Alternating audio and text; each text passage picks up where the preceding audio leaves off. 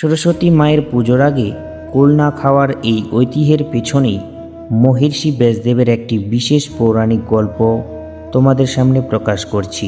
মহর্ষি ব্যাসদেবের তপস্যার গল্প।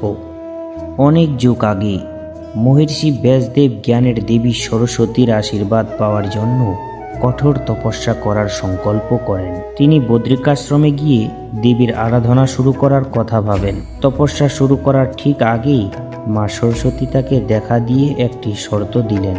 দেবী ব্যাসদেবের হাতে একটি কুলের বীজ দিয়ে বললেন, হে মহর্ষি, আপনি আপনার আশ্রমের সামনে এই বীজটি রোপণ করুন।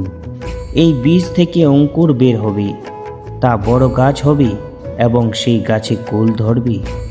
যেদিন সেই গাছ থেকে একটি পাকা কুল ঝরে আপনার মাথায় পড়বে, সেদিনই আমি বুঝব আপনার তপস্যা পূর্ণ হয়েছে এবং সেদিনই আমি আপনাকে দেখা দেব। দেবী সরস্বতীর কথা মতো ব্যাসদেব বছরের পর বছর গভীর ধ্যানে মগ্ন থাকলেন। অবশেষে একদিন মাঘ মাসের শুক্লপক্ষের পঞ্চমী তিথিতে একটি পাকা কুল গাছ থেকে খসে পড়ে ব্যাসদেবের মাথায় পড়ে। মহর্ষি বুঝতে পারেন যে দেবী তার প্রতি তুষ্ট হয়েছেন। ব্যাসদেব তখন কৃতজ্ঞতা জানাতে সেই কুলটি দেবীকে প্রথম অর্পণ করলেন। সেই থেকে প্রথা চলে আসছে যে বছরের প্রথম ফলটি অর্থাৎ কুল আগে দেবীকে নিবেদন করতে হয়।